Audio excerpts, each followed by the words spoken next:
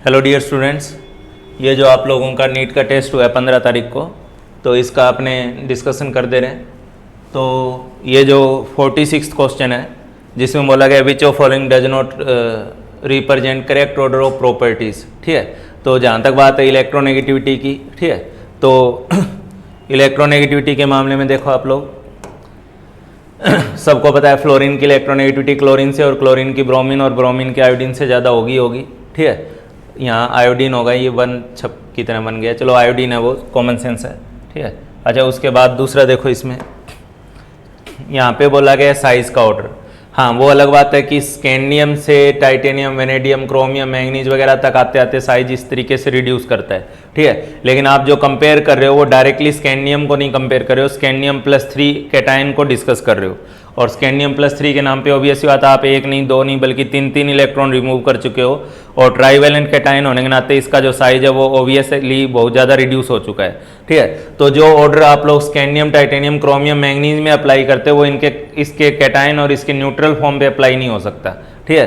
तो ये जो साइज वाला ऑर्डर है ये इनकरेक्ट ऑर्डर है। स्कैंडियम +3 का साइज उल्टा यहाँ सबसे कम होना चाहिए +3 चार्ज को देखते हुए, ठीक है। तो इसलिए इसका जो इनकरेक्ट ऑप्शन है, ठीक है, डज नॉट रिप्रेजेंट बोला ही है, तो इसका इनकरेक्ट आंसर जो बनेगा वो सेकंड वाला बनेगा, ठीक है। बाकी इलेक्ट्रॉन एफिनिटी में सबको पता ही है कि ऑक्सीजन से ज़्यादा होती है सल्फर की, या पूरा जो आपका पी ब्लॉक है उस पी ब्लॉक में सेकंड पीरियड वालों की इलेक्ट्रॉन एफिनिटी से ज़्यादा होती है थर्ड पीरियड वालों की, ठीक है। तो उसी में ऑक्सीजन सल्फर भी आ जाता है, तो ऑक्सीजन से सल्फर की इलेक्ट्रॉन एफिनिटी ज़्यादा होगी, लेकिन सल्फर, सिलेनियम, टेल्यूरियम में इलेक्ट्रॉन एफिनिटी जो है वो डिक्रीजिंग ऑर्डर में चलेगी, ठीक है। यहाँ पे आपका अनपेड इलेक्ट्रॉन्स की बात करोगे तो आयरन +2 के अंदर डी में 4 इसके D6 कन्फिग्रेशन है, ठीक है। और D6 में अनपेड इलेक्ट्रॉन 4 बनेंगे, इसका D7 कन्फिग्रेशन है, इस पर अनपेड इलेक्ट्रॉन 3 बनेंगे, इसका D8, ठीक है। यहाँ पे मुझे लग रहा है गलती से Ni+ लिखा हुआ है, क्योंकि Ni+ एज ए कैटायन नहीं, Ni2+ होगा, ठीक है। और Ni2+ यहाँ पे होना चाहिए था, और Ni2+ के करस्पॉन्डिंग यहाँ D8 और इसका अनपेड इलेक्ट्रॉन जो है वो 2 होगा। कॉपर 2+ जिसका अनपेड इलेक्ट्रॉन जो है D9 और अनपेड इलेक्ट्रॉन जो है वो 1 होगा, ठीक है। तो इसलिए इसका जो आंसर बनेगा वो करेक्ट वाले में सेकंड बनेगा, जो मतलब इनकरेक्ट ऑर्डर जो पूछा है, इनकरेक्ट ऑर्डर के हिसाब से सेकंड आंसर बन गया आप लोगों का, ठीक है। अच्छा, which of following have highest value of covalent character. तो highest value of covalent character की अगर बात करूँ मैं तुम्हारे सामने, तो यहाँ पे सबको पता है कि Z* की वैल्यू मैं अपनी क्लासेस वगैरह में बार बार बताता हूँ कि 3D से हायर Z* होता है 4D का, और 4D से हाई Z* होता है 5D वालों का। और इस लॉजिक को फजांस रूल में भी यूज़ करते हैं, प्लस ये जो आप लोगों का स्प्लिटिंग एनर्जी हम लोगों ने जो निकाली थी कोऑर्डिनेट कॉम्प्लेक्स में, वहाँ भी इस पॉइंट को यूज़ करते हैं, ठीक है। तो यहाँ पे बात सीधी सी है, ये जो 5D वाला होगा यानी Hg2+ जो होगा इसकी पोलराइजिंग पावर ज़्यादा होगी, और इस हाई पोलराइजिंग पावर की वजह से इसका जो कोवेलेंट करेक्टर होगा वो सबसे ज़्यादा होगा। इसका आंसर आपका थर्ड बनेगा, ठीक है। अच्छा, which of following conversion bond length increases, ठीक है। तो बॉन्ड लेंथ इंक्रीजेज, तो ऑब्वियसली बात है बॉन्ड लेंथ इंक्रीज करने के लिए बॉन्ड ऑर्डर जो है वो डिक्रीज करना चाहिए, ठीक है। और डिक्रीज करना चाहिए तो आप लोग इनका जो बॉन्ड ऑर्डर निकालोगे, ठीक है। वैसे मैंने अपना एक शॉर्टकट बताया ही हुआ है, आप सबका भी अपना अपना कोई ना कोई शॉर्टकट होगा बॉन्ड ऑर्डर निकालने का, ठीक है। एक छोटा सा वीडियो पड़ा है मेरा मॉलिक्यूलर ऑर्बिटल थ्योरी पे, अगर चाहो तो उसको भी देख सकते हो शॉर्टकट बॉन्ड ऑर्डर का निकालने के लिए, ठीक है। तो हेडिंग कुछ ऐसी है, shortcut related to molecular orbital theory, ठीक है। तो इसका बॉन्ड ऑर्डर अगर निकालना है तो उसके लिए जो शॉर्टकट हम लोगों ने क्लास वगैरह में बताते हैं, बाबा, ट्रिपल बाबा, ठीक है, उसकी 3 BB और 3 NTBB, ठीक है। ऑब्वियसली बात आप पूरा MOT डायग्राम बना के तो बॉन्ड ऑर्डर निकालोगे नहीं, ठीक है। तो बाबा, BBB, AAA ये लिखते हुए उसके करस्पॉन्डिंगली जितने इलेक्ट्रॉन है उसका आप उसके थ्रू आप बॉन्ड ऑर्डर निकालोगे, ठीक है। NO का टोटल नंबर ऑफ इलेक्ट्रॉन 15 हो गया, ठीक है। तो 15 इलेक्ट्रॉन हो गया, तो इसको आप 2 2 2 2 2 2 2, ठीक है। ये 8 और 6 14 और ये 15 हो जाएगा, ठीक है। ये बाबा की फॉर्म में आपस में कट जाएंगे, और यहाँ पे जो है वो 6 बॉन्डिंग इलेक्ट्रॉन है और 1 एंटी बॉन्डिंग इलेक्ट्रॉन है, डिफरेंस 5 का आ रहा है, और 5 के आधार पे इसका जो बॉन्ड ऑर्डर बनेगा वो 2.5 बन जाएगा, ठीक है। अच्छा, जब NO+ में आओगे तुम लोग, ठीक है, तो NO+ का तो टोटल नंबर ऑफ इलेक्ट्रॉन 14 है, और सबको पता ही है कि 14 पे जो बॉन्ड ऑर्डर होता है वो 3 होता है। तो यहाँ पे बॉन्ड ऑर्डर बढ़ रहा है, और बॉन्ड ऑर्डर अगर बढ़ रहा है तो ऑब्वियसली बात है बॉन्ड लेंथ डिक्रीज कर रही है, तो ये तो आपका आंसर नहीं हो सकता, ठीक है। N2+ की बात करें और N2- की बात करें, ठीक है। तो N2 प्लस का जो बॉन्ड ऑर्डर है वो भी 2.5 है, ठीक है। और N2 माइनस का जो बॉन्ड ऑर्डर है, ठीक है, ये कुछ आज ज़्यादा ही डांस कर रहा है। तो N2 प्लस का जो बॉन्ड ऑर्डर है वो भी 2.5 है और N2 माइनस का जो बॉन्ड ऑर्डर है वो भी 2.5 है, ठीक है। दोनों का बॉन्ड ऑर्डर 2.5 आएगा, ठीक है। लेकिन हाँ, यहाँ पे फिर आप केवल बॉन्ड ऑर्डर से कंपेयर नहीं करोगे, बल्कि आप ये भी देखोगे कि प्लस साइज है और यहाँ माइनस चार्ज है, ठीक है। तो प्लस चार्ज है और माइनस चार्ज है, तो माइनस वाले के केस में क्या होता है कि बॉन्ड जो लेंथ होती है वो ऑटोमेटिकली बड़ी हो जाती है। माइनस चार्ज आने से साइज फैलेगा और साइज फैलेगा तो बॉन्ड लेंथ भी बड़ी होगी। तो इसका एक क्यू ऑप्शन तो रहेगा ही रहेगा, ठीक है। O2 का बॉन्ड ऑर्डर 2 है और O2 प्लस का बॉन्ड ऑर्डर 2.5 है, ठीक है। H2 का बॉन्ड ऑर्डर सबको पता है 1 है और H2 प्लस का बॉन्ड ऑर्डर 0.5 है। यहाँ बॉन्ड ऑर्डर डिक्रीज कर रहा है और बॉन्ड ऑर्डर डिक्रीज कर रहा है, तो करस्पॉन्डिंगली बॉन्ड लेंथ इंक्रीज कर रही है। तो आपका जो क्लियर आंसर होगा वो Q&S हो जाएगा, ठीक है। हालांकि इसमें बॉन्ड ऑर्डर दोनों का सेम चल रहा है, फिर भी क्या है कि प्लस से कन्वर्ट हो रहा है माइनस के अंदर, तो यहाँ पे बॉन्ड लेंथ बढ़ जाएगी, ठीक है। उसके बाद आप देखो यहाँ पे उसके बाद देखो which of following is incorrect statement, ठीक है। तो जहाँ तक ये थर्ड और फोर्थ स्टेटमेंट की बात है वो तो बहुत सिंपल है। SiCl4 जो होता है वो इजीली हाइड्रोलिसिस करता है। इसका कारण मैंने बताया हुआ है। हाइड्रोलिसिस का क्राइटेरिया मैंने बोला हुआ है कि जो AXN टाइप का जो कंपाउंड है, ठीक है, उसमें A के पास वैकेंट डी ऑर्बिटल होना चाहिए और A के ऊपर जितना ज़्यादा पार्शियल प्लस चार्ज रहेगा, ठीक है, उतना उसके ऊपर हाइड्रोलिसिस या वाटर जो है वो ज़्यादा इजीली अटैक करेगा, ठीक है। तो SiCl4 में सिलिकॉन के पास वैकेंट डी ऑर्बिटल भी है और क्लोरीन से जुड़ने की वजह से इस पे पार्शियल चार्ज भी है, पार्शियल पॉजिटिव चार्ज भी है। इस वजह से वाटर मॉलिक्यूल अपने लोन पेयर के थ्रू इस पे आसानी से इसकी हाइड्रोलिसिस कर देगा, ठीक है। और ये जर्मेनियम का जो ये कंपाउंड है, ठीक है, वो ठीक है कि डाउन द ग्रुप आप जाओगे तो कार्बन है, ठीक है, कार्बन है, सिलिकॉन है, ठीक है, जर्मेनियम है, टिन है, लेड है, ठीक है। तो इसमें जब आप डाउन द ग्रुप जा रहे हो तो डाउन द ग्रुप जाने पे इनर्ट पेयर इफेक्ट के पॉइंट से +2 स्टेट की ऑक्सीडेशन स्टेट बढ़ेगी, ठीक है। लेकिन यहाँ ये जो +2 स्टेट की जो ऑक्सीडेशन स्टेट है वो अल्टीमेटली +4 से ज़्यादा हो जाएगी जब आप लेड पे जाओगे, लेकिन उससे पहले +4 वालों की जो स्टेबिलिटी है वो +2 वालों से ज़्यादा रहेगी, ठीक है। तो जर्मेनियम जो +4 में होगा वो जर्मेनियम +2 से ज़्यादा स्टेबल होगा। भले ही इनर्ट पेयर इफेक्ट जो है वो इसमें इतना इफेक्टिव काम नहीं, भले ही नहीं मतलब इनर्ट पेयर इफेक्ट इसमें इफेक्टिवली काम नहीं करेगा, वो सबसे नीचे जाते जाते ज़्यादा अच्छे से काम करेगा, ठीक है। हाँ, तो बात आती है SNF4 और PbF4 की, ठीक है।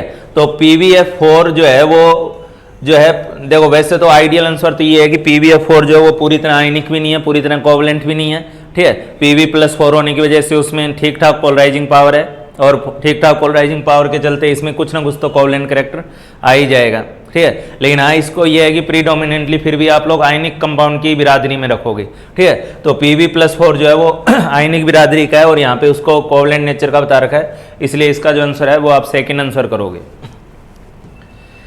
अच्छा, इसके बाद बोला विच of following is most acidic. तो ये डाउन द ग्रुप का ट्रेंड है। ऑक्साइड्स में डाउन द ग्रुप के अंदर बेसिक स्ट्रेंथ जो है वो बढ़ती है। ऑक्साइड्स के केस में ऑक्साइड है चाहे हाइड्रोक्साइड है उसमें down the group basic strength बढ़ती है, यानी उल्टा बोल दो acidic strength down the group घटती है, ठीक है। तो सबसे ज़्यादा एसिडिक जो टॉप पे रहेगा उसकी होगी। तो इस ग्रुप में सबसे टॉप पे वैसे तो कार्बन होना चाहिए था, लेकिन कार्बन यहाँ ऑप्शन में नहीं है, ठीक है। तो आपका जो आंसर बनेगा वो SiO2 बनेगा मोस्ट एसिडिक के मामले में, ठीक है। अच्छा, उसके बाद बोला गया 51 में lead poisoning in body can be removed, ठीक है। तो ये जो आप लोगों को एक जो सिंगल पेज या हर चैप्टर के लास्ट में जो भी एप्लीकेशन वाला जो पार्ट होता है NCERT में, मैंने बार बार बोला है, चाहे आपको टीचर ने पढ़ाया हो ना पढ़ाया हो क्लास में, लेकिन आपको एप्लीकेशन जितने भी चैप्टर में जहाँ भी दी हुई है वो आपको बहुत अच्छे से रट के जानी ही जानी है, एटलीस्ट नीट के एग्जाम में तो, ठीक है। तो आपका ये जो lead+2 है, ठीक है, तो lead+2 ये वही एप्लीकेशन ऑफ कोऑर्डिनेट कॉम्प्लेक्स के लास्ट में दिया हुआ भी है, ठीक है। तो लेड पॉइजनिंग को रिमूव करने के लिए हम लोग EDTA यूज़ करते हैं, ठीक है। और ये जो EDTA यूज़ करते हैं, EDTA यूज़ करने से ये Pb, ठीक है, और यहाँ EDTA मैंने लिखा और यहाँ आ गया आपका 2-, ये कॉम्प्लेक्स बनता है और इस कॉम्प्लेक्स के थ्रू ये जो है यहाँ से मतलब बॉडी से इसको लेड को रिमूव करता है ये, ठीक है। तो इसका जो क्लियर कट आंसर है वो आपका फर्स्ट होगा EDTA in the form of calcium dihydrogen salt, ठीक है। अच्छा, उसके बाद नेक्स्ट देखो आप लोग यहाँ पे फिर भी एक वर्ड तो गलत यहाँ भी हो गया है यार, ठीक है। कैल्शियम डाईहाइड्रोजन सॉल्ट नहीं बोला जाना चाहिए, इसको लेड डाई हाइड्रोजन सॉल्ट बोला जाना चाहिए था, ठीक है। तो EDTA जो है इसको रिमूव करेगा, EDTA का कॉम्प्लेक्स बनाते हुए रिमूव करेगा, लेकिन वो जो कॉम्प्लेक्स होगा वो कैल्शियम, यहाँ अचानक क्यों आ गया वो, ये कुछ तो प्रिंटिंग वाला इशू हो गया यहाँ पे। कैल्शियम के बदले में यहाँ पे जो है लेड आएगा, लेड वाला पार्ट रहेगा, ठीक है। उसके बाद देखो the value off spin only magnetic moment for one of the following configuration is, ठीक है, 2.4। तो यहाँ पे स्पिन ओनली मैग्नेटिक मोमेंट की बात कर रहा है और यहाँ पे वैसे कुछ दिया नहीं है, स्क्वायर प्लेनर, ऑक्टाहेड्रल या कौन सी कोऑर्डिनेशन नंबर को डील कर रहे हैं। तो इस टाइप के क्वेश्चन में वैसे भी अपने को ऑटोमेटिकली मान लेना होता है कि ऑक्टाहेड्रल कॉम्प्लेक्स के करस्पॉन्डिंग पूछा गया है, अनटिल अनलेस स्पेसिफाई नहीं किया हो तो, ठीक है। तो यहाँ पे कोऑर्डिनेशन नंबर 6 के करस्पॉन्डिंग इनडायरेक्टली हमसे क्वेश्चन पूछ रहा है और बोल रहा है कि किस केस में मैग्नेटिक मोमेंट जो है वो 2.84 होगा। तो 2.84 मैग्नेटिक मोमेंट लाने के लिए जो नंबर ऑफ अनपेड इलेक्ट्रॉन है वो 2 होने चाहिए, ठीक है। अगर आप मैग्नेटिक मोमेंट 2.84 लाना चाह रहे हो, यानी ये वैल्यू एक तरीके से √8 के बराबर है, और √8 के करस्पॉन्डिंग लाने के लिए n की वैल्यू, अनपेड इलेक्ट्रॉन की वैल्यू 2 होनी चाहिए, ठीक है। तो 2 अनपेड इलेक्ट्रॉन जो है वो इस फोर्थ ऑप्शन में आ जाएगा, ठीक है। अगर आप लोग D4 कन्फिग्रेशन ले रहे हो और स्ट्रॉन्ग फील्ड लिगेंड ले रहे हो, ठीक है, तो स्ट्रॉन्ग फील्ड लिगेंड के केस में आपका ये जैसे 1 इलेक्ट्रॉन, 2 इलेक्ट्रॉन, ठीक है, और ये 3 इलेक्ट्रॉन, और क्योंकि स्ट्रॉन्ग फील्ड लिगेंड है तो वो D2sp3 को एज हाइब्रिडाइजेशन में यूज़ करेगा ही करेगा, ठीक है। इसलिए जो ये चौथा इलेक्ट्रॉन है उसको वो इसके साथ पेयर करेगा, और पेयर करेगा तो इसके नंबर ऑफ अनपेड इलेक्ट्रॉन जो स्ट्रॉन्ग फील्ड केस में रहेंगे वो आपके 2 रहेंगे, ठीक है, जिससे इसका ये जो मैग्नेटिक मोमेंट बनेगा वो ये √8 के बराबर बनेगा। तो आपका आंसर हो जाएगा 4th इसमें। विच of following complex is paramagnetic with 2 unpaired electrons, ठीक है। तो ये मुझे नहीं लग रहा कि क्लास में डिस्कस करने लायक है, बार बार आपको बताया गया है, हर ये जो खास तौर पे निकल वाले जो कॉम्प्लेक्स हैं, ठीक है। तो निकल यहाँ पे +2 ऑक्सीडेशन स्टेट में है और +2 में है, क्लोराइड यहाँ वीक फील्ड लिगेंड है, ठीक है। तो क्लोराइड वीक फील्ड लिगेंड है तो यहाँ पे पेयरिंग कराएगा नहीं, और +2 निकल के अंदर D में 8 इलेक्ट्रॉन होते हैं, और D में अगर 8 इलेक्ट्रॉन होते हैं तो इसके करस्पॉन्डिंगली जो आंसर बनेगा वो सेकंड आंसर हो जाएगा, ठीक है। अच्छा, क्वेश्चन नंबर 54 भी जस्ट एक थ्योरेटिकल और मतलब वही NCERT पे डायरेक्ट क्वेश्चन है, इसमें कुछ समझाने वाला नहीं है। परमैंगनेट आयन जो होता है वो एसिडिक मीडियम, मैग्नेट आयन जो होता है वो एसिडिक मीडियम में परमैंगनेट आयन और MnO2 में डिसप्रपोर्शनेट करता है। ये इन्फॉर्मेशन आपको एटलीस्ट मैं 3-4 बार कम से कम दे चुका हूँगा क्लास में पढ़ाते वक्त, ठीक है। तो मैग्नेट आयन, परमैंगनेट आयन और MnO2 में एसिडिक मीडियम में डिसप्रोपोर्शनेट करता है, ठीक है। सिमिलरली ये जो क्वेश्चन है ये भी तुम लोगों के साथ क्लास में कई बार बोला गया है कि क्यूप्रस आयन जो होता है वो वाटर में डायरेक्ट एग्जिस्ट ही नहीं करता, ठीक है। क्यों नहीं एग्जिस्ट करता? क्योंकि वो भी वाटर में डिसप्रोपोर्शनेट कर जाता है कॉपर 2+ और कॉपर में। मतलब ये जो दोनों रिएक्शंस यहाँ दिखाई गई है, दोनों की दोनों रिएक्शंस जो हैं वो एक्वस सॉल्यूशन में स्पॉन्टेनियस है। यहाँ ऑलरेडी मीडियम को एसिडिक दिखाया गया है, ठीक है। ये जो स्टेप है इसको तो आप लोग यूज भी करते हो KMnO4 के मेथड ऑफ प्रिपरेशन में, ठीक है। अच्छा, उसके बाद बोला गया है a member of lanthanide series which is well known to exhibit +4 oxidation state. तो आपके लेंथेनाइट सीरीज में सीरियम का जो एग्जाम्पल है वो डायरेक्ट डिस्कस किया ही गया है, ठीक है। वैसे भी सीरियम का जो इलेक्ट्रॉनिक कन्फिग्रेशन होता है वो जिनोन, ठीक है। आपका 6s, ये पूरा अगर लिखूं तो ये 4f1 होगा, ठीक है, 5d1 होगा और 6s2 होगा। तो ये +3 ऑक्सीडेशन स्टेट तो बनाता ही है जैसे बाकी लोग बनाते हैं, लेकिन +3 ऑक्सीडेशन स्टेट के साथ साथ इसमें एक्स्ट्रा क्या है कि ये जो f में एक इलेक्ट्रॉन अगर इसको रिमूव कर देता है तो इसको नोबल गैस कन्फिग्रेशन मिल जाता है, और इस वजह से ये अपने 3 के साथ साथ चौथा इलेक्ट्रॉन निकालने की भी टेंडेंसी रखता है, ठीक है। मतलब सीरियम जो है वो +4 के फॉर्म में भी एग्जिस्ट करता है आराम से, ठीक है। तो इसका जो आपका आंसर है वो क्लियरली सीरियम हो जाएगा, यानी फर्स्ट हो जाएगा। उसके बाद बोला गया है इसमें वही है कि 4 स्टेटमेंट्स दे रखी है और करेक्ट स्टेटमेंट आपको निकालनी है, देखनी है, ठीक है। तो बॉन्ड डिसोसिएशन एनर्जी मैंने हेलोजेंस की बार बार करवाई हुई है कि Cl2 की जो बॉन्ड एनर्जी होती है वो इवन Br2 से ज़्यादा होगी, और Br2 की जो बॉन्ड एनर्जी है वो F2 से ज़्यादा होगी। और क्लास में जो एग्जैक्ट वर्ड मैंने बोला हुआ है कि F2 की जो बॉन्ड एनर्जी होती है वो आयोडीन से थोड़ी बहुत कम होती है, थोड़ी बहुत ज़्यादा होती है, वरना ये इवन आयोडीन से भी पीछे चला गया होता, ठीक है। ये एग्जैक्ट वर्ड थे मेरे। अच्छा, तो ये वाला स्टेटमेंट जो यहाँ पे है वो सही है बॉन्ड स्ट्रेंथ के मामले में, ठीक है। उसके बाद क्या है, the only oxidation state is -1। तो भैया हेलोजेंस की ऑक्सीडेशन स्टेट, पहली बात तो कोई भी एलिमेंट की एलिमेंटल फॉर्म में ऑक्सीडेशन स्टेट 0 होती है। तो सारे हेलोजन 0 पे तो होंगे ही होंगे। बाकी फ्लोरीन को छोड़ दें तो बाकी जो आपके हेलोजन्स हैं, ठीक है, वो लोग +1 +3 +5 +7 टाइप की ऑक्सीडेशन स्टेट भी बनाते हैं, इवन +4 +6 वाले भी बनाते हैं, ठीक है। जैसे इस टाइप के जो कंपाउंड है ClO2 या ClO3, इसमें +4 +6 में भी मिल जाएगा ये आपको, ठीक है। तो इसलिए ये बात जो है वो सिर्फ हेलोजन में फ्लोरीन, और वो भी फ्लोरीन के कंपाउंड्स के लिए केवल अप्लाई हो सकती थी, तो ये स्टेटमेंट सही नहीं है, ठीक है।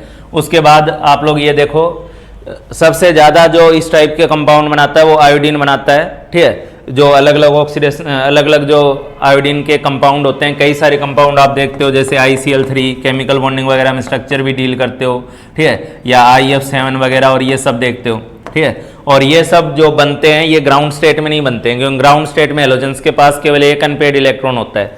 तो ये जो भी बॉन्डिंग हो रही है ये गारंटीड एक्साइटेड स्टेट में जाने के बाद हो रही है, ठीक है। और नहीं तो कम से कम एक नॉर्मल कॉमन सेंस से आप इस एग्जिस्टेंस के आधार पे ही सोच लेते कि अगर ये ग्राउंड एक्साइटेड स्टेट में आयोडीन अगर इतना इजीली बॉन्ड बना रहा है, तो इसका क्लियर मतलब है कि आयोडीन के केस में ये जो एक्साइटेशन हो रहा है ये लोअर एनर्जी के साथ हो रहा है, ज़्यादा एनर्जी नहीं चाहिए इसमें, ठीक है। इसका इनडायरेक्ट मतलब हो गया कि एक्साइटेशन के लिए जो रिक्वायर्ड एनर्जी है वो डिक्रीज हो रही है, ठीक है। और इसी वजह से आयोडीन जो है वो इस तरीके से बॉन्डिंग कर पा रहा है। तो यहाँ पे अमाउंट ऑफ एनर्जी जो एक्साइटेशन के लिए रिक्वायर्ड है, चाहे वो इवन फर्स्ट है या सेकंड एक्साइटेशन है, ये प्रोग्रेसिवली जो है down the group fluorine to iodine जो है वो डिक्रीज करती है। और यही चीज़ इन्होंने बोल ली है, और यही कारण ही है कि आयोडीन तुम्हें सबसे ज़्यादा इस टाइप के कंपाउंड बनाते हुए मिल जाएगा, ठीक है। तो इसलिए आपका ये जो R वाला ऑप्शन है ये सही ऑप्शन में आ जाएगा, ठीक है। उसके बाद बोला गया दे फॉर्म HX2-। तो भाई साहब HX2- केवल फ्लोरीन बनाता है, फ्लोरीन जो है वो HF2- बनाता है, ठीक है। लेकिन ये बाकी लोग इवन केमिकल बॉन्डिंग वगैरह के अंदर एक हाइड्रोजन बॉन्डिंग वाले टॉपिक में बताते भी हैं कि HCl2- वगैरह और ये सब नहीं बनता। हाँ, ये हाइड्रोजन बॉन्डिंग वगैरह की वजह से HF2- AJ बन जाता है, ठीक है। एक कंपाउंड एग्जिस्ट करता है और उससे रिलेटेड क्वेश्चन भी आता है कि ये कंपाउंड बनता है, ये कंपाउंड नहीं बनता, कारण बताओ, ठीक है। तो इसका कारण हम लोग हाइड्रोजन बॉन्डिंग की फॉर्म में देते हैं, ये बनता है, ठीक है। तो ये बात भी केवल फ्लोरीन के लिए अप्लाई हो रही है, बाकी लोगों के लिए अप्लाई नहीं हो रही, इसलिए इसका जो करेक्ट स्टेटमेंट है वो P और R की फॉर्म में आ जाएगा, ठीक है। उसके बाद विच of following reaction gives coloured gases, ठीक है। तो भाई लोग ये जो आप फर्स्ट रिएक्शन देख रहे हो, ये रिएक्शन आप लोगों का बार बार डिस्कस किया गया रिएक्शन है, क्रोमिल क्लोराइड टेस्ट है, ठीक है। और क्रोमिल क्लोराइड टेस्ट है जो आयनिक क्लोराइड्स का टेस्ट होता है, और उसमें क्रोमिल क्लोराइड गैस रिलीज होती है जो रेडिश ऑरेंज कलर की होती है, ठीक है। तो यहाँ से रेडिश ऑरेंज कलर की गैस जो है वो लिबरेट होती है। यहाँ से आपका जो है I-H2SO4 कंसनट्रेटेड फॉर्म में इतना पावरफुल ऑक्सीडाइजिंग एजेंट है कि वो I- को I2 में बदलने की औकात रखता है, और ये कोई एक दो बार नहीं बल्कि क्लासेस में कई बार डिस्कस हुआ है, ठीक है, कि ये HI को या I- को I2 में लिबरेट बदलेगा, और I2 भी आपका कलर्ड वॉयलेट कलर की गैस है, ठीक है। NO3- और कंसनट्रेटेड H2SO4 जो है, ठीक है, इस केस में आपका जो है ये NO2 गैस जो है वो भी लिबरेट होती है, ठीक है। और इस केस में भी जो गैस लिबरेट हो रही है वो कलर्ड गैस है, ठीक है। तो अल्टीमेटली बोला जाए तो आपके पास इन चारों केसेस के अंदर कलर्ड गैस जो है वो लिबरेट हो रही है, ठीक है। अच्छा, उसके बाद देखो यहाँ पे लायोफिलिक सोल्स आर, ठीक है। तो मैंने अभी रिसेंटली जो क्लास ली थी, ठीक है, उसके अंदर डील किया है लायोफिलिक सोल्स जो होते हैं, ठीक है, ये सेल्फ स्टेबलाइजिंग सोल्स होते हैं, मतलब लायोफिलिक जो कोलॉइड्स होते हैं उसमें DP और DM के बीच में। अच्छा, ये क्वेश्चन कहाँ से, ये डायरेक्ट कोलॉइड से तो नहीं है, लेकिन आपके कोर्स में जो एक हेडिंग अलग से दी हुई है, ठीक है, लायो प्रिपरेशन ऑफ सोल्स या कोलॉइड्स, ठीक है, या method of preparation of colloid, जो एक प्रैक्टिकल केमिस्ट्री का पार्ट बना के दिया हुआ है, ठीक है। तो वहाँ से क्वेश्चन है, दो टाइप के कोलॉइड्स होते हैं अपने पास, लायोफिलिक और लायोफोबिक। लायोफिलिक सोल्स में क्या होता है, जो DM होता है डिस्पर्जन मीडियम, ठीक है, और जो डिस्पर्स्ड फेज होता है उनके बीच में एक तरीके से प्रॉपर या स्ट्रॉन्ग इंटरेक्शन होता है, ठीक है। और स्ट्रॉन्ग इंटरेक्शन की वजह से, ठीक है, रिलेटिवली स्ट्रॉन्ग इंटरेक्शन होता है, अट्रैक्शन होता है, उस अट्रैक्शन की वजह से ये सेल्फ स्टेबलाइज्ड रहते हैं। हाँ, लायोफोबिक पोल में लायोफोबिक कोलॉइड्स के बीच में DP DM के बीच में प्रॉपर इंटरेक्शन नहीं होता है, वहाँ पे स्टेबलाइजिंग एजेंट डालना पड़ता है, और ये सेल्फ स्टेबलाइजिंग होते हैं, ठीक है। और इनमें क्योंकि अट्रैक्शन होता है इसलिए DM में DP को मिलाओगे, ठीक है, यानी जो सॉल्वेंट, मान लो इसको सॉल्वेंट की तरह समझो, इसको सोल्यूट की तरह समझो, ठीक है। तो डिस्पर्स फेज को जब डिस्पर्जन मीडियम में मिलाया जाएगा तो ये इंस्टेंटली मतलब हाथों हाथ नॉर्मल मेथड से भी तैयार हो जाएंगे।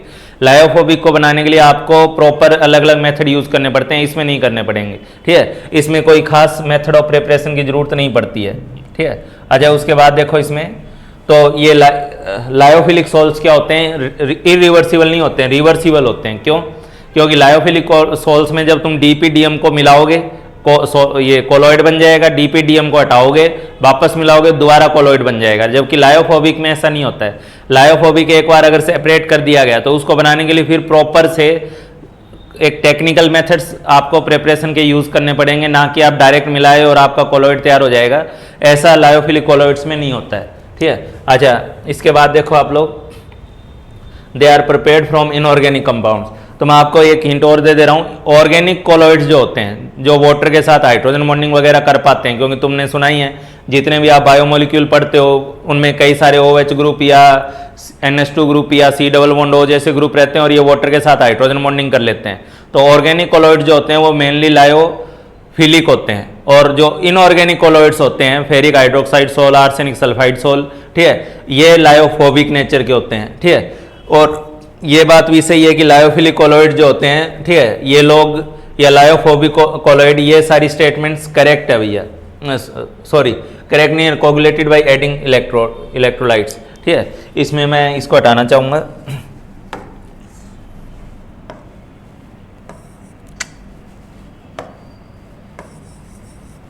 हाँ भाई, लायोफिलिक कोलोइड जो होते हैं उनको अगर आप कोगुलेट करना चाहते हो, ठीक है, तो लायोफिलिक कोलोइड को कोगुलेट करने के लिए सिर्फ इलेक्ट्रोलाइट ऐड करने से काम नहीं चलता है। इलेक्ट्रोलाइट ऐड करना होता है वो तो सही है, लेकिन इलेक्ट्रोलाइट ऐड करने के साथ साथ उसमें एक प्रॉपर सॉल्वेंट भी ऐड करना होता है जो सॉल्वेशन इफेक्ट को कम कर सके, ठीक है। मतलब मुद्दे की बात यहाँ पे जो आंसर है वो आपका सेल्फ स्टेबलाइजिंग कोलोइड्स हैं ये, ठीक है। ये बाकी जो तीनों प्रॉपर्टीज नजर आ रही है वो लायोफिलिक की ना होके लायोफोबिक कोलोइड्स के लिए जरूर है, ठीक है। उसके बाद देखो यहाँ पे ये आपका नेस्लर्स रिएजेंट है, और पक्का आपके क्लास में करवाया गया होगा कि नेस्लर्स रिएजेंट को हम जो है अमोनियम आयन के डिटेक्शन के लिए यूज करते हैं, ठीक है। और अमोनियम आयन को जब, या अमोनियम आयन कंटेनिंग सॉल्यूशन को जब आप नेस्लर्स रिएजेंट से ट्रीट करते हो तो एक ब्राउन प्रेसिपिटेट बनता है जिसका नाम आयोडाइड ऑफ मिलन बेस होता है, ठीक है। तो आयोडाइड ऑफ मिलन बेस बनता है जिसका फॉर्मूला वगैरह जो है जनरली ऐसे लिखा हुआ मिल जाता है आपको, HgO, ठीक है, फिर आपका HgNH2I, ठीक है, और यहाँ डॉट भी रहता है। तो ये इस टाइप से लिखा हुआ फॉर्मूला आपको मिल जाता है। ये आयोडाइड ऑफ मिलन्स बेस है और ये इसके डिटेक्शन के लिए यूज में लिया जाता है। तो यहाँ पे कौन से आयन के लिए है, तो ये अमोनियम आयन के डिटेक्शन के लिए है, ठीक है। अच्छा, उसके बाद देखो यहाँ पे क्वेश्चन नंबर 60 में सेम सैंपल है, एक किसी कंपाउंड के सैंपल को 3 पोर्शन में डिवाइड कर लिया गया है और उन 3 पोर्शन में डिवाइड करके उसके लिए अलग अलग रिएक्शन बताई गई है, ठीक है। जैसे पहले केस में बोला गया यहाँ एक्सेस ऑफ आएगा, ओ नहीं होगा, सिर्फ ओ ऑफ होगा, स्पेलिंग में थोड़ा सा एफ और लगना था वहाँ पे, ठीक है। तो एक्सेस ऑफ अमोनियम हाइड्रोक्साइड जो है, ठीक है, gives white precipitate with first sample. तो अमोनियम हाइड्रोक्साइड के साथ वाइट प्रेसिपिटेट, तो देखो सिल्वर का जो कंपाउंड होता है वो तो वाइट प्रेसिपिटेट नहीं बनाएगा, क्योंकि उल्टा होता है, अमोनियम जो है सिल्वर और जो एक्सेस अमोनियम आयन होता है या अमोनिया होती है वो तो सोल्यूबल कॉम्प्लेक्स बना लेता है, ठीक है। तो इसलिए ये फर्स्ट आंसर तो वहीं खत्म हो गया, खारिज हो गया, ठीक है। हाँ, जिंक का वो हाइड्रोक्साइड वाटर इनसोल्यूबल हो सकता था, इवन कैल्शियम का हाइड्रोक्साइड भी मॉडरेटली वाटर इनसोल्यूबल हो सकता था, ठीक है। लेड का हाइड्रोक्साइड भी वाटर इनसोल्यूबल होता है, ठीक है। तो पहली बात तो इसका अभी जो फर्स्ट जो स्टेटमेंट आप देख रहे हो एक्सेस अमोनियम हाइड्रोक्साइड वाली, वो उससे एक बात क्लियर हो जा रही है कि ये Ag प्लस आयन तो नहीं हो सकता। तुम लोग पढ़ते ही हो AgCl जो होता है वो एक्सेस अमोनिकल सॉल्यूशन में जो है वो डिजोल्व कर जाता है या अमोनिया पास करने पे डिजोल्व कर जाता है। तो उसका कंसेप्ट यही है कि वो अमोनिया के साथ कॉम्प्लेक्स बनाता है। अच्छा, इसमें बोला गया सेकंड सैंपल जो है वो व्हाइट प्रेसिपिटेट दे रहा है NaCl के साथ। हाँ, अगर ये डायरेक्ट ये स्टेटमेंट होती तो उसका आंसर फर्स्ट हो सकता था, क्योंकि AgCl भी व्हाइट प्रेसिपिटेट है, PbCl2 भी जो है वो व्हाइट प्रेसिपिटेट है, लेकिन आपका फर्स्ट ऑप्शन ऑलरेडी खारिज हो चुका है। अब आपका PbCl2 व्हाइट प्रेसिपिटेट है, कैल्शियम क्लोराइड आपका वाटर सोल्यूबल कंपाउंड है, जिंक क्लोराइड आपका वाटर सोल्यूबल कंपाउंड है, तो ये आपको प्रेसिपिटेट नहीं देगा। तो इवन आपके पहले 2 स्टेटमेंट से ये बात क्लियर हो जा रही है कि वो लेड होगा। इवन थर्ड स्टेटमेंट उसको एक तरीके से कंफर्म कर रही है कि H2S पास करने पे ब्लैक प्रेसिपिटेट बन रहा है, और वो जो ब्लैक प्रेसिपिटेट बनता है वो किसका बनता है, PBS का बनता है। ठीक है, तो इन तीनों बातों से क्लियर है कि आपका जो आंसर होगा वो सेकंड आंसर होगा। ठीक है, अच्छा उसके बाद देखो ये जो आपको पहले और दूसरा कंपाउंड को डिस्टिंग्विश करना है। ठीक है, तो NaHSO3 एक्वस का यूज तो हम लोग जनरली करते हैं एल्कोहल और कार्बोक्सिलिक एसिड को डिफरेंशिएट करने के लिए। एल्कोहल जो होता है वो NaSCO3 के साथ रिएक्ट नहीं करता, जबकि कार्बोक्सिलिक एसिड जो होता है वो NaSCO3 के साथ लिबरेट करके CO2 गैस लिबरेट करता है। ठीक है, रिएक्ट करके CO2 गैस लिबरेट होती है, तो इसलिए ना तो आपका फर्स्ट आंसर बन रहा है, ना इसमें सेकंड आंसर, मतलब ना तो ये इसके साथ कोई पॉजिटिव टेस्ट देगा, ना ये सेकंड देगा। तो जब दोनों ही पॉजिटिव टेस्ट नहीं दे रहे हैं तो ये इसको आप एज ए रिएजेंट डिस्टिंग्विश करने के लिए नहीं यूज कर सकते। फेरिक, ये जो न्यूट्रल फेरिक क्लोराइड होता है, न्यूट्रल फेरिक क्लोराइड यूज किया जाता है फिनोलिक OH को या इनोलिक OH को डिटेक्शन के लिए। इनोलिक या फिनोलिक OH को डिटेक्शन के लिए यूज किया जाता है। तो आप देख सकते हो ये आपका फिनोल ही है, तो इसलिए फेरिक क्लोराइड के साथ ये पॉजिटिव प्रेसिपिटेट देगा और वो नहीं देगा। ठीक है, पॉजिटिवली ये प्रेसिपिटेट देगा। ठीक है, तो ये कलर्ड कंपाउंड बनाएगा इसके साथ, और इस वजह से इसको आप एज ए डिटेक्शन के लिए, टेस्ट के लिए यूज कर सकते हो। ठीक है, जहां तक बात है फेलिंग सॉल्यूशन की, तो बात फेलिंग सॉल्यूशन क्लास में कभी बताया भी है कि फेलिंग सॉल्यूशन के थ्रू तुम नॉर्मल या एलिफेटिक एल्डिहाइड को एरोमेटिक एल्डिहाइड से डिफरेंशिएट कर सकते हो। मेरा ही क्लास में बताया हुआ टॉपिक भी यही है। RCHO को तुम डिफरेंशिएट कर सकते हो PSCHO के साथ। ठीक है, हालांकि टोलेंस के साथ तो ये दोनों पॉजिटिव टेस्ट देते हैं, लेकिन फेलिंग के साथ जो है ये जो आपका एरोमेटिक एल्डिहाइड है ये टेस्ट नहीं देता, एलिफेटिक एल्डिहाइड पॉजिटिव टेस्ट देता है।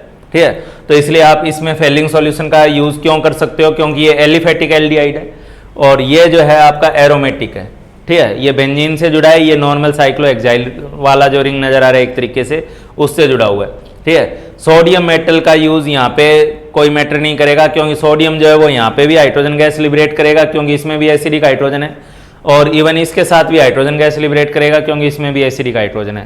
ठीक है, इसलिए क्योंकि दोनों हाइड्रोजन गैस लिबरेट करेंगे, दोनों के केस में आपको ये टेस्ट मिल रहा है, इसलिए इसको भी यूज नहीं कर सकते डिटेक्शन के लिए, डिफ्रेंशिएट करने के लिए। तो आपका आंसर इसमें सेकंड हो जाएगा।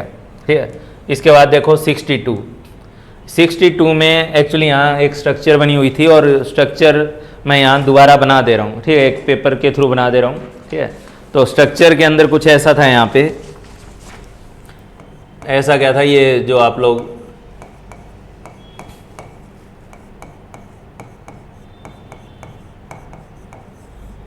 हाँ, तो इसमें यहाँ भी लोन पेयर है। ठीक है, और यहाँ भी लोन पेयर है। तो बात यह है कि इसमें जो है सेमी कार्बाजाइड की स्ट्रक्चर दी हुई है। ठीक है, इसको शायद यहाँ पे इस वाले को A बोला है। ठीक है, इस वाले को B बोला है। ये माइनस चार्ज नहीं है, मैं लोन पेयर बनाना चाह रहा था, ये थोड़ा माइनस जैसा हो गया। ठीक है, अच्छा तो इसमें कौन से पोजीशन से जो है वो ये सेमी कार्बाजाइड जो होता है, या जो अमोनिया डेरिवेटिव्स होते हैं, ठीक है, जो अमोनिया डेरिवेटिव्स होते हैं ये एल्डिहाइड पे रिएक्ट करते हैं। ये नाइट्रोजन का जो लोन पेयर है, ठीक है, ये कार्बोनिल कंपाउंड पे अटैक करता है।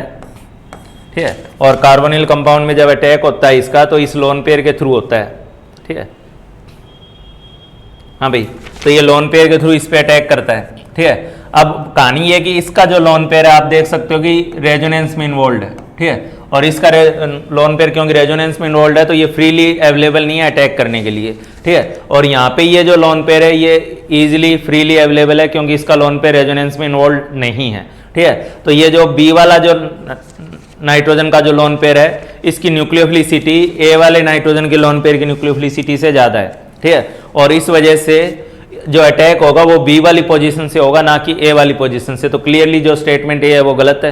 ठीक है, इसके बाद बोला गया nitrogen labelled b has more nucleophilicity. तो यही तो मैं बोल रहा हूँ कि बी पोजीशन का जो नाइट्रोजन है उसका जो लोन पेयर है वो ज़्यादा न्यूक्लियोफिलिसिटी रख रहा है, इसलिए आपका आंसर इसमें, ठीक है, एक इनकरेक्ट में आएगा, ए जो है वो नॉट करेक्ट और आर जो है वो करेक्ट में आ जाएगा 62 में। ठीक है, उसके बाद देखो तो विच of following amine does not gives Hinsberg reagent, does not react with Hinsberg reagent. तो आपको सबको पता है ये हिंसबर्ग रिएजेंट को हम प्राइमरी, सेकेंडरी और टर्सरी अमाइंस के डिफरेंशिएशन में यूज़ करते हैं। ठीक है, और प्राइमरी, सेकेंडरी और टर्सरी अमाइन को डिफरेंशिएट करने के लिए यूज़ करते हैं। और सब जो टर्सरी अमाइन होता है वो आपका हिंसबर्ग रिएजेंट से रिएक्ट करता ही नहीं है। ठीक है। प्राइमरी रिएक्ट करता है और फर्दर NaOH के साथ इनसॉल्युबल सॉल्ट वगैरह बनाता है, और सेकंड सिर्फ रिएक्ट करता है लेकिन NaOH से रिएक्ट नहीं करता, और टर्सरी वाला जो है वो रिएक्ट ही नहीं करता इंसवर्ग रिएजेंट के साथ, ठीक है। तो आपका यहाँ पे जो आंसर बनेगा वो टर्सरी अमाइन होगा, और टर्सरी अमाइन का ऑप्शन आपका थर्ड वाला है, ठीक है। इसके बाद देखो, which of following statement is incorrect, phenol gives positive bromine water test. वैसे तो ब्रोमीन वाटर टेस्ट जो होता है वो आपका अनसेचुरेशन या टेस्ट ऑफ अनसेचुरेशन होता है, carbon carbon double bond alkene या अल्काइन के टेस्ट में यूज करते हैं, क्योंकि ब्रोमीन जो होती है वो डबल बॉन्ड और ट्रिपल बॉन्ड पे डायरेक्ट एडिशन रिएक्शन देती है, ठीक है। लेकिन फिनॉल के साथ क्या है कि फिनॉल के ऊपर यहाँ पे जो OH ग्रुप लगा हुआ है, और OH ग्रुप का जो OH जो है जो एक स्ट्रॉन्ग एक्टिवेटिंग ग्रुप में आता है, इस स्ट्रॉन्ग एक्टिवेटिंग ग्रुप की वजह से यहाँ पे जो ब्रोमीन वाटर से ये डायरेक्टली रिएक्ट करता है, और ब्रोमीन वाटर से डायरेक्टली रिएक्ट करते हुए ये 2 और ये जो आपका 3 4 2 4 और ये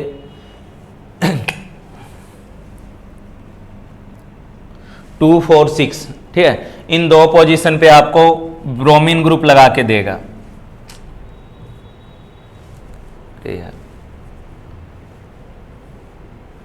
अभी तो इस वाले कार्बन पे ब्रोमीन लगेगा, यहाँ वाले कार्बन पे ब्रोमीन लगेगा, और यहाँ कार्बन पे ब्रोमीन लगेगा, ठीक है। तो ट्राइब्रोमोफिनॉल बनेगा अल्टीमेटली आपका, ठीक है। और ये जो ट्राइब्रोमोफिनॉल बनेगा इस वजह से ये क्योंकि ब्रोमीन के साथ रिएक्ट कर रहा है, ठीक है, तो ये ब्रोमीन वाटर को डीकलराइज करता है। दूसरा बोला है aniline gives fall smelling compound, तो सबको पता है एनिलीन है चाहे आपका ये प्राइमरी अमाइन है, नॉर्मल एलिफेटिक अमाइन है, ये दोनों लोग, इवन एनिलीन भी इसी में आ जाएगा, ठीक है। तो ये लोग जो है ये क्लोरोफॉर्म के साथ रिएक्ट करके इसको PHNC, ठीक है, ये नाइट NC मतलब PHNC या RNC में कन्वर्ट करते हैं, आइसोसाइनाइड कंपाउंड में कन्वर्ट करते हैं, जिसकी फॉल स्मेल होती है, ठीक है। तो आपका जो सेकंड ऑप्शन है वो भी सही है। फॉर्मिक एसिड जो होता है वो पॉजिटिव टॉलरेंस टेस्ट देता है, तो ये जितने भी बैचेज में मैंने बायोमोलिक्यूल पढ़ाया है उसमें मैं ये टॉपिक मैं खुद कवर किया हुआ हूँ, ठीक है। फॉर्मिक एसिड जो होता है आपका, ठीक है, इसमें क्योंकि हाइड्रोजन कार्बन लिंकेज होती है जैसे नॉर्मल एल्डिहाइड में होती है, ठीक है। तो एल्डिहाइड में जैसे C डबल बॉन्ड OH होता है, वैसे इसमें भी C double bond OH linkage होती है, ठीक है। और इस वजह से टॉलरेंस रिएजेंट इस CH बॉन्ड को ऑक्सीडाइज करने में कामयाब हो पाता है, ठीक है। तो एल्डिहाइड तो टॉलरेंस रिएजेंट को ऑक्सीडाइज कर, मतलब टॉलरेंस रिएजेंट जो है वो एल्डिहाइड को तो ऑक्सीडाइज करता ही है, ठीक है। लेकिन कार्बोक्सिलिक एसिड में फॉर्मिक एसिड ऐसा है जिसको ये ऑक्सीडाइज करता है, तो फॉर्मिक एसिड भी टॉलरेंस टेस्ट देगा। अच्छा, इसके बाद बोला गया nitrobenzene gives positive tolerance test, ठीक है। तो नाइट्रोबेंजीन का कोई कारण ही नहीं बन रहा है कि वो पॉजिटिव टॉलरेंस टेस्ट दे, ठीक है। टॉलरेंस रिएजेंट इसको किसी भी पोजीशन से ऑक्सीडाइज नहीं करेगा, ठीक है। तो आपका जो आंसर है वो फोर्थ हो जाएगा इनकरेक्ट स्टेटमेंट में।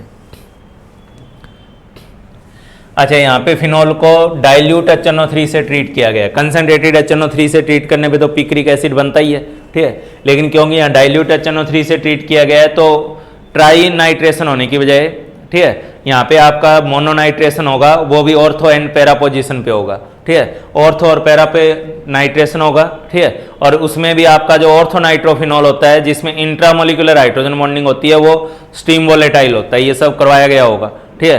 तो आपका फिनॉल जो है उसके ऊपर, फिनॉल वाले के ऊपर आपका ऑर्थो नाइट्रोफिनॉल मतलब मोनोनाइट्रेशन होगा ऑर्थो एंड पैरा पोजीशन पे, और ऑर्थो नाइट्रोफिनॉल जो है वो आपका स्टीम वोलेटाइल है, ठीक है। इस वजह से आपका जो आंसर होगा, ठीक है, ये और सॉरी यहाँ पे देख लेते हैं, इसमें P और Q बन रहा है और P को स्टीम वोलेटाइल बोला है, ठीक है।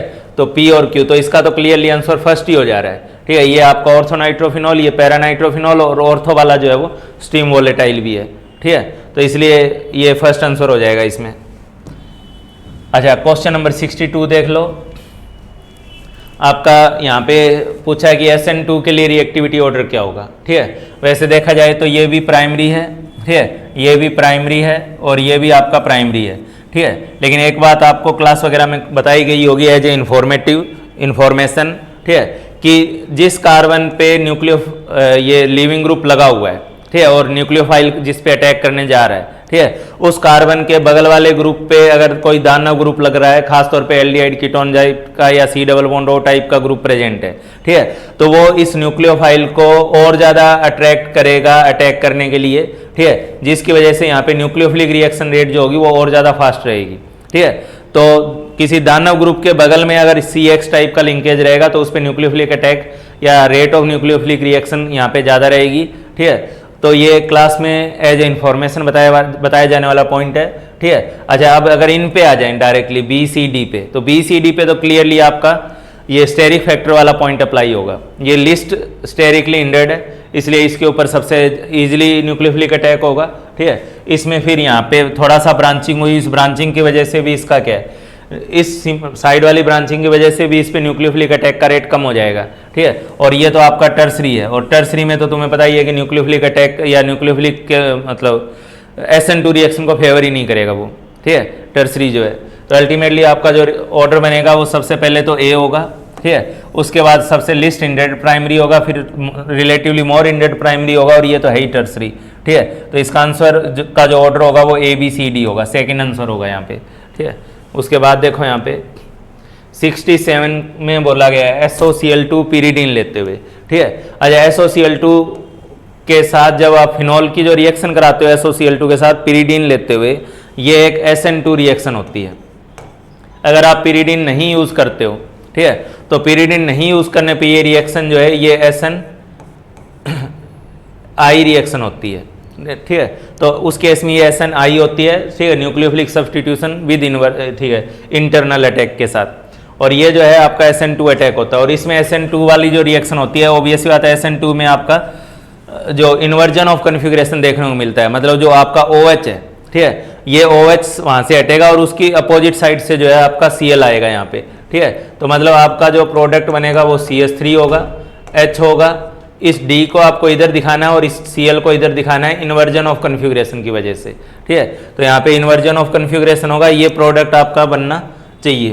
ठीक है, अच्छा अब इसके अंदर क्या है कि डायरेक्टली ये ऑप्शंस नहीं दिए यहाँ पे, और अगर डायरेक्टली ऑप्शन नहीं दिया, अच्छा एक चीज़ और रही, यहाँ pyridine अगर नहीं दिखाया होता तो ये SNI होती, और उसके इसमें इन्वर्जन की बजाय रिटेंशन ऑफ कन्फिग्रेशन रहा होता।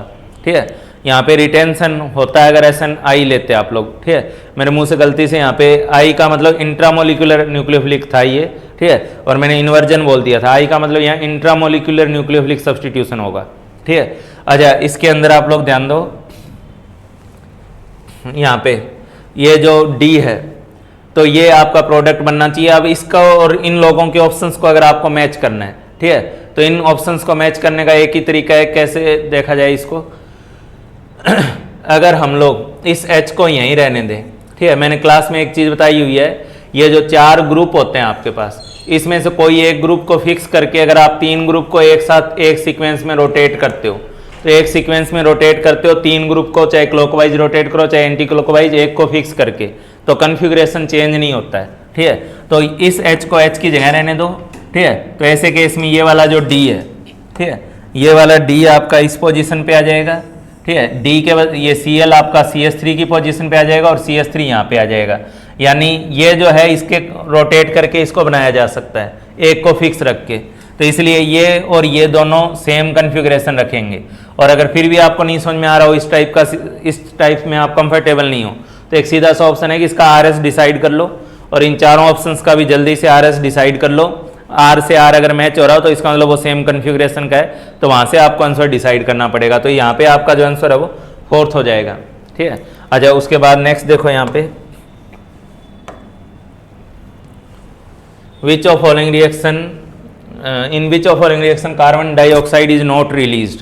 ठीक है, तो बात सीधी सी है, क्लास वगैरह में जब पढ़ाया जाता है तो एक चीज़ बताई जाती है, जब डी कार्बोक्सिलेशन होता है तो डी कार्बोक्सिलेशन के लिए हम लोग सोडा लाइम यूज़ करते हैं। ठीक है, लेकिन अगर वहाँ पे इसके अल्फा कार्बन पे ये COH आपका मेन फंक्शनल ग्रुप हो गया, मेन ग्रुप हो गया, ये CH2 अल्फा कार्बन हो गया, और इस अल्फा कार्बन पे अगर कोई भी दानव ग्रुप, कोई स्ट्रॉन्ग इलेक्ट्रॉन विड्रॉइंग ग्रुप अगर लगा हुआ है, ठीक है, चाहे वो NO2 है, चाहे वो एल्डिहाइड है, C डबल बॉन्ड है, मतलब कीटो ग्रुप है, ठीक है, या CN है, या खुद COH भी है, ठीक है, खुद से COH भी अगर वहाँ पे है इस अल्फा कार्बन पे, ठीक है, तो उस कंडीशन में डायरेक्ट हीटिंग से डी कार्बोक्सिलेशन हो जाएगा। तो यहाँ पे आपका ये COH, इसका अल्फा कार्बन, और अल्फा कार्बन पे आपका दानव ग्रुप है, इसको जब आप हीट करोगे तो आपका डायरेक्ट डी कार्बोक्सिलेशन होगा, एक प्रोडक्ट आपका एसीटोन होगा, लेकिन साथ में जो है CO2 गैस लिबरेट होगी। डी कार्बोक्सिलेशन का तो मतलब यही हुआ। अब सेम कहानी यहाँ पे, ये COH है, ये COH ग्रुप है, इसका ये अल्फा कार्बन है और इस अल्फा कार्बन के इस पोजीशन पे दानव ग्रुप प्रेजेंट है, ठीक है। और दानव ग्रुप प्रेजेंट होने की वजह से इसको भी जब आप हीट करोगे तो यहाँ से भी डायरेक्ट डी कार्बोक्सिलेशन हो जाएगा और डी कार्बोक्सिलेशन होगा तो यहाँ से भी CO2 गैस जो है वो लिबरेट होगी, ठीक है। जब आप लोग कार्बोक्सिलिक एसिड को, ये साफ साफ देख पा रहे हो, ये कार्बोक्सिलिक एसिड है, एसिटिक एसिड ही है एक तरीके से, ठीक है। तो एसिटिक एसिड को या कार्बोक्सिलिक एसिड को जब आप NaHCO3 से ट्रीट करते हो तो एक तरफ आपका RCONA बनता है, ठीक है, और दूसरी तरफ आपका H2CO3 बनता है जो कि अनस्टेबल होने की वजह से CO2 गैस दे देता है, ठीक है। तो यहाँ से आपका इस केस में भी CO2 जो है वो लिबरेट होगा, ठीक है। अच्छा, ये जो केस आप देख रहे हो 4 नंबर वाला, इस 4 नंबर वाले केस में आपका डी कार्बोक्सिलेशन नहीं होगा क्योंकि इसके अल्फा कार्बन पे डायरेक्टली दानव ग्रुप नहीं है, ठीक है। अल्फा के बाद ये बीटा है, बीटा के ऊपर आपका जो है COH ग्रुप है, अगर मैं इसको अल्फा बोल रहा हूँ तो, ठीक है। तो यहाँ पे डायरेक्ट डी कार्बोक्सिलेशन नहीं होगा बल्कि डिहाइड्रेशन जरूर होगा और इंटरनल डिहाइड्रेशन होते हुए, ठीक है, ये और इस पार्ट से वाटर निकलेगा और एक साइक्लिक एनहाइड्राइड आपके पास जनरेट होगा।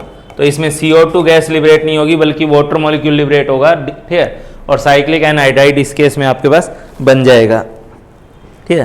तो लो इसके करस्पॉन्डिंगली आपका जो आंसर हो गया वो 4th वाला हो जाएगा जहाँ पे CO2 लिबरेट नहीं हो रही है, ठीक है। अच्छा, उसके बाद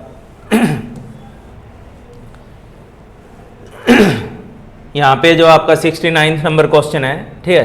तो जब आप अमोनिया से ट्रीट करोगे, ये रिएक्शन इन्होंने खुद ही दे रखी है, तो ये उसका सॉल्ट बन गया और जब आप इसको सॉल्ट को हीट करोगे तो हीट करने से क्या है कि ये भी वाटर मॉलिक्यूल लिबरेट करेगा, लेकिन वाटर मॉलिक्यूल लिबरेट करते हुए ये CONH2 में कन्वर्ट होगा, ठीक है। सिमिलरली जब ये अमोनिया के साथ ट्रीट किए तो यहाँ भी आपका सॉल्ट बन गया, ठीक है। और सॉल्ट बनने से जब आप इसको पहले नॉर्मल हीट करो, यहाँ स्ट्रॉन्ग हीट बोला है, मैं पहले नॉर्मल हीट की बात कर रहा हूँ, तो जब आप इसको नॉर्मल हीट करोगे तो ऊपर की तरह यहाँ भी CONH2 और यहाँ भी CONH2 बनेगा, ठीक है। लेकिन अब क्या बोला गया कि इसको स्ट्रॉन्ग हीट कर रहे हैं, तो जैसे आपने 2 कार्बोक्सिलिक एसिड ग्रुप को साथ रखते हुए स्ट्रॉन्ग हीट किया तो वहां से वाटर मॉलिक्यूल निकल गया, साइक्लिक एनहाइड्राइड बन गया, ठीक है। सिमिलरली इस वाले केस में जब आप लोग स्ट्रॉन्ग हीट करोगे इस वाले चीज को तो यहाँ से जैसे वहां वाटर निकला था वहां यहाँ से अमोनिया गैस लिबरेट होगी और इसी स्टेप को आप गैब्रियल ये सिंथेसिस में यूज भी करते हो,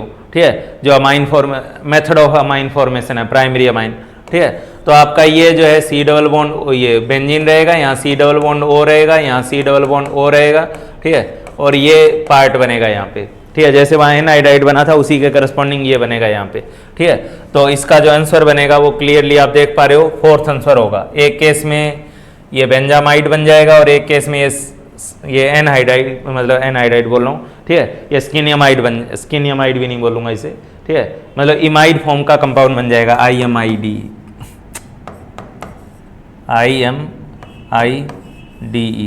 लिख ही नहीं पा रहे हैं। चलो ये प्रोडक्ट इस केस में बनेगा, हाँ भाई, चलो मैं एक बार दोबारा लिख दे रहा हूँ, आई वाली स्पेलिंग से ये बनेगा, ठीक है। अच्छा, उसके बाद नेक्स्ट देखो यहाँ पे अब COH ग्रुप अगर लगा है तो ऑब्वियसली बात है COH ग्रुप मेटा डायरेक्टर है, ठीक है। ये आपका नाइट्रेशन का रिएजेंट है, ये आपका ब्रोमिनेशन का रिएजेंट है, तो ऑब्वियसली बात है मेटा डायरेक्शन पे ही नाइट्रेशन भी होगा और मेटा डायरेक्शन पे ही ब्रोमिनेशन भी होगा, ठीक है। तो इसमें ऐसा जो आंसर जो मेटा डायरेक्शन पे हो रहा हो वो ये 4th है, ठीक है। मेटा पे नाइट्रेशन करवा दिया गया, मेटा पे ब्रोमिनेशन करवा दिया गया, ठीक है। उसके बाद देखो यहाँ पे 71, ठीक है। तो इसमें आप देख रहे हो कि कोई कंपाउंड A है उसको बेंजल्डिहाइड के साथ ट्रीट किया गया NaOH की प्रेजेंस में।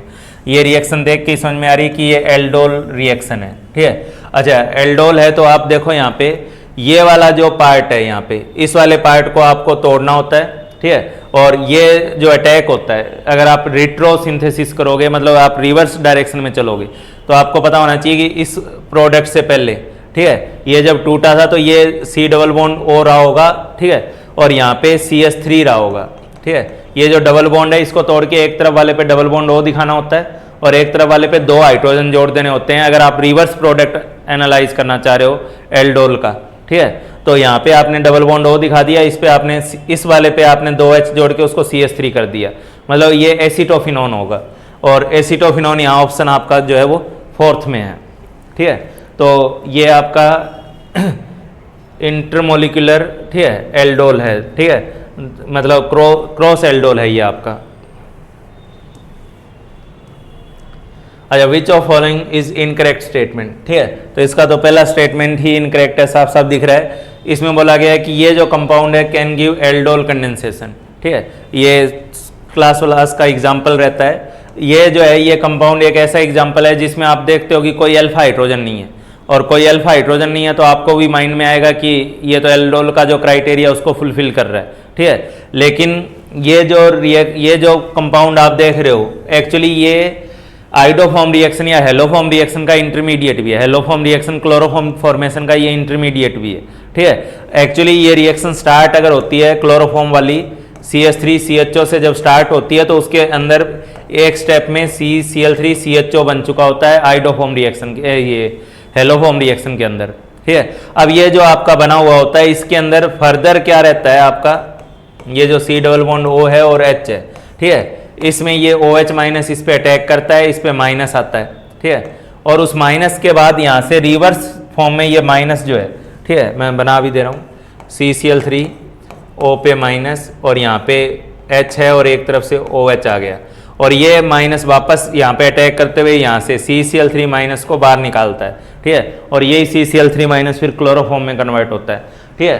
तो ये जो है ये एल्डोल देने की बजाय हेलोफॉर्म रिएक्शन दे देगा, ठीक है, और हेलोफॉर्म रिएक्शन दे देगा, इसलिए ये जो फर्स्ट स्टेटमेंट है ये इनकरेक्ट स्टेटमेंट है, ठीक है। उसके बाद आप आ जाओ 73 पे, मार्क द करेक्ट स्टेटमेंट। यहाँ पे करेक्ट पूछा आपसे, तो ग्लूकोज की कुछ जो प्रॉपर्टीज हैं जो एनसीईआरटी में साफ साफ दी हुई हैं, ठीक है, ग्लूकोज गिव्स 2,4 DNP टेस्ट। हालांकि ग्लूकोज में एल्डिहाइड ग्रुप होता है, लेकिन क्योंकि ग्लूकोज मेनली साइक्लिक स्ट्रक्चर में एग्जिस्ट करता है जहाँ पे फ्री एल्डिहाइड ग्रुप भी नहीं होता, ठीक है, तो वो हेमी एसिटल फॉर्म में एग्जिस्ट करता है, ठीक है, जो उसकी साइक्लिक स्ट्रक्चर है वो हेमी एसिटल फॉर्म है, ठीक है। तो ग्लूकोज जो है वो 2,4 DNP टेस्ट नहीं दे पाता है, ठीक है, ये DNP के साथ रिएक्ट नहीं करता, DNP टेस्ट नहीं देता है ग्लूकोज, हालांकि वो क्योंकि इसकी मेनली जो एग्जिस्टेंस है वो साइक्लिक स्ट्रक्चर की फॉर्म में है। ग्लूकोज गिव सिप्स टेस्ट, तो एनसीईआरटी के साफ साफ स्टेटमेंट है कि ग्लूकोज जो है वो ना तो सिप्स टेस्ट देता है, ठीक है, और ना ही ग्लूकोज के ऊपर हाइड्रोजन सोडियम हाइड्रोजन सल्फाइड का एडिशन देखने को मिलता है, और जहाँ भी पढ़ाया है बायोमोलिक्यूल में ये तीनों पॉइंट बताए भी हुए हैं, ठीक है। तो NaHSO3 के साथ भी ये एडिशन प्रोडक्ट नहीं देगा, तो ये स्टेटमेंट भी गलत है, ये भी गलत है, ये भी गलत है। हाँ, ग्लूकोज जो है वो पॉजिटिव टॉलरेंस टेस्ट जरूर देता है, ठीक है, ग्लूकोज है, इवन फ्रुक्टोज है जो जिसमें एल्डिहाइड भी नहीं है तब भी वो पॉजिटिव टॉलरेंस टेस्ट देता है, ठीक है, ये सब क्लास में कवर्ड हो ही रखा है, तो ये आपका 4th हो जाएगा। उसके बाद how many secondary bromo alkanes are possible with molecular formula C5H11Br। तो इस फॉर्मूले को देख के समझ में आ रहा है कि इसमें कोई अनसेचुरेशन नहीं है, इसका जो डिग्री ऑफ अनसेचुरेशन है वो 0 है, ठीक है। तो 5 कार्बन का आप जब चेन बनाते हो, ठीक है, तो 5 कार्बन की 3 चेन बनती है आपके पास, ठीक है, एक ये हो गई, एक ये वाली हो गई, ठीक है, और एक ये हो जाएगा, तो 5 कार्बन की ये 3 चेन बनती है, और जब आप इसमें ब्रोमिनेशन करवाने जाओगे, ठीक है, तो 1 पोजीशन, 2 पोजीशन, 3 पोजीशन, 3 पोजीशन पे तो यहाँ ब्रोमिनेशन हो सकता, ठीक है, यहाँ पे आपका टोटल 4 पोजीशन पे हो जाएगा, ठीक है, ये और ये क्योंकि इक्विवेलेंट है तो आप एक जगह ही गिन रहे हो, ठीक है। इसमें क्या है कि बीच वाला कार्बन जो है ऑलरेडी उस पर ब्रोमिनेशन नहीं हो सकता, वो 4 डिग्री है, ठीक है, सिर्फ ये जो साइड वाले चारों हैं इन चारों के ऊपर ब्रोमिनेशन होगा, ठीक है, और वो भी क्योंकि चारों एक जैसे हैं तो आप इसको एक में गिनोगे, तो टोटल वैसे तो 8 प्रोडक्ट बन सकते थे, ठीक है, लेकिन क्वेश्चन में बोला गया है कि सेकेंडरी ब्रोमो एल्केन कितने होंगे, तो आप देख सकते हो ये सेकेंडरी है, ये सेकेंडरी है, ठीक है, ये भी आप देख रहे हो ये सेकेंडरी है, ठीक है, और इसके अलावा तो ये 3 ही बन रहे हैं सेकेंडरी, ठीक है, तो इसका जो आंसर होगा वो 3rd आंसर हो जाएगा, ये भी सेकेंडरी, ये 2 सेकेंडरी।